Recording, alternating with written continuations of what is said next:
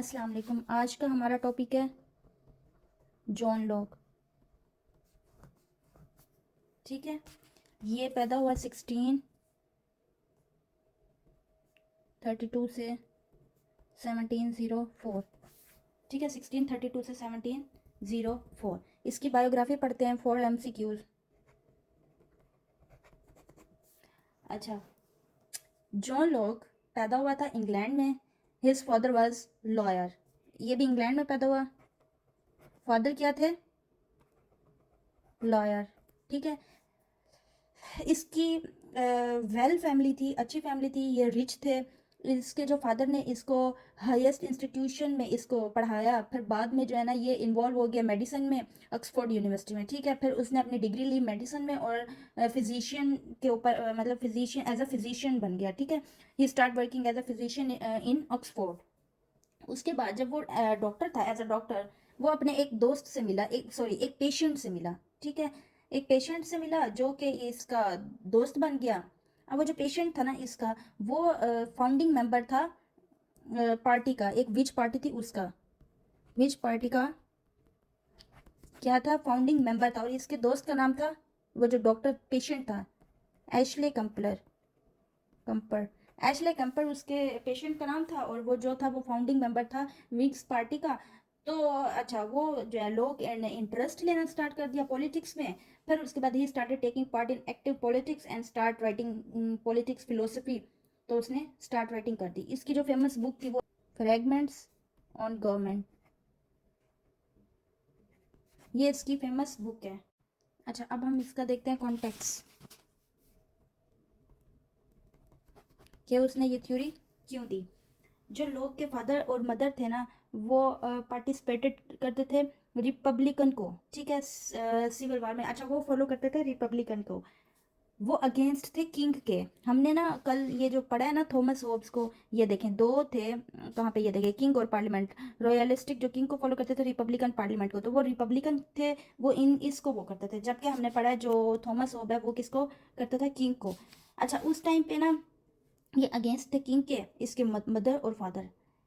So as a result of that war, monarchy was there, but it got significantly different. वहाँ पे ना जब ये पैदा हुए ना, तो उस टाइम एंड था वार का। इंग्लैंड में पीस था, इसके टाइम पे पीस नहीं था, वार चल रही थी। लेकिन यहाँ पे जो है ना वो पीस था, मोनार्की वीक थी, मतलब स्टेबिलिटी थी। ठीक है, तो वहाँ पे ऐसा था। जो अच्छा, इसकी ना 3 डेवलपमेंट है। 3 डेवलपमेंट बताती हूँ। इसका जो बिहेवियर था वो रेशनली था, पीस था इंग्लैंड में। जो इसके पेरेंट्स थे, जो भी फ्रेंड्स थे, इसके इर्द गिर्द वाले माहौल वाले, वो क्या थे? रिपब्लिकन थे। ठीक है, टोटली अपोजिट टू थॉमस। जिसका रिजल्ट क्या बना है कि जो जॉन था वो उसने जो सोशल कॉन्ट्रैक्ट थ्योरी दी to justify the power of parliament. Parliament की पावर को जस्टिफाई करने के लिए उसने थ्योरी दी, जबकि इसने थ्योरी दी थी किंग को जस्टिफाई करने के लिए। ठीक है, सो उसने ना therefore he reject the theory of Hobbes. Hobbes justify the power of king, he justify the power of parliament. उसने उसकी इसकी थ्योरी को रिजेक्ट कर दिया। अब इसकी थ्योरी क्या वो पढ़ते हैं, ह्यूमन नेचर। पहले थ्योरी, पहला ह्यूमन नेचर है ना।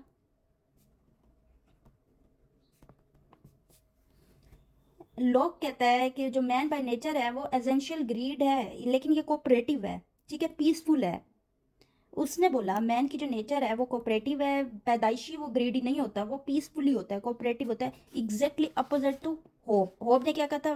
ग्रीडी होता है, और इसने कहा नहीं, कोऑपरेटिव होता है और पीसफुल होता है। ठीक है, फिर स्टेट ऑफ नेचर।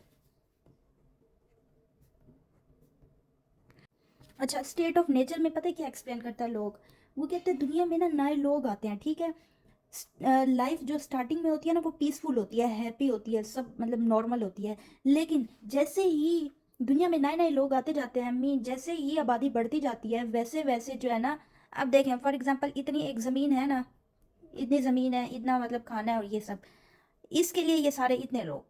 तो वो कहते हैं जैसे जैसे आबादी बढ़ती जाती है, जैसे जैसे नंबर ऑफ पीपल इंक्रीज होते जाते हैं, वैसे वैसे अब देखें लैंड कम पड़ेगी इंसानों को, खाने वाली चीज़ें सब कुछ चीज़ें कम मतलब उतनी होंगी, लेकिन इंसान बढ़ते जा रहे हैं। तो जो है ना, इस वजह से क्या होता है? कॉन्फ्लिक्ट स्टार्ट होता है। ठीक है, जगहों के ऊपर प्रॉपर्टी के ऊपर, फूड के ऊपर, जिंदा रहने के ऊपर, कि जगह कम पड़ती जा रही है और लोग ज्यादा होते जा रहे हैं। तो जो है ना असल वजह वो क्या कहते हैं, इस वजह से होते हैं स्टार्टिंग में जो है ना मैन बाय नेचर नहीं होता एंग्री, या मैन बाय नेचर नहीं होता ऐसे डिस्प्यूट वाला। ये जो है ना किसकी वक्त के साथ साथ जो है ना जब अशिया में कमी आती है, चीज़ों में कमी आती है, तो इस वजह से वो क्या होता है, तो क्या होता है, कॉन्फ्लिक्ट स्टार्ट होता है। तो इसके लिए to resolve their problem people gather and made contract with each other. तो वो कहते हैं इसको सोल्व करने के लिए लोग जमा होते हैं और एक दूसरे के साथ कोई भी वो करते हैं, मुआहदा करते हैं, कुछ भी मतलब इनके साथ होता है जो कॉन्फ्लिक्ट, तो इस वजह से डिस्प्यूट वगैरह, जंगे वगैरह होती हैं। So that's why he made a contract with each other.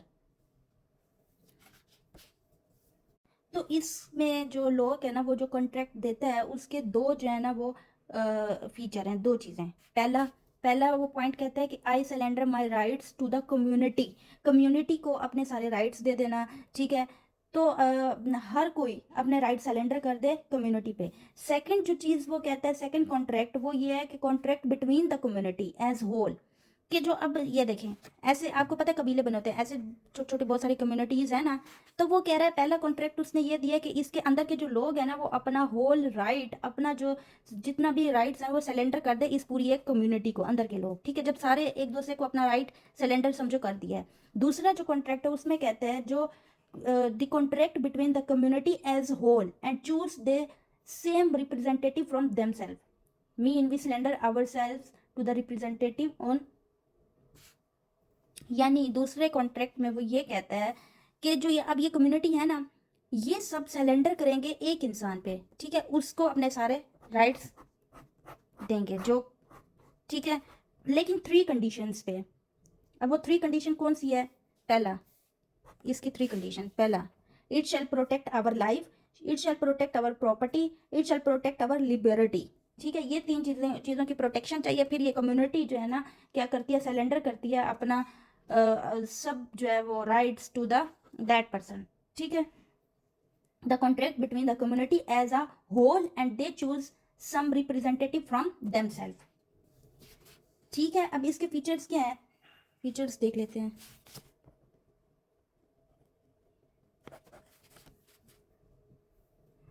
इसमें वो क्या कहते हैं, स्टेट जो है वो पॉलिटिकल ऑर्गेनाइजेशन है।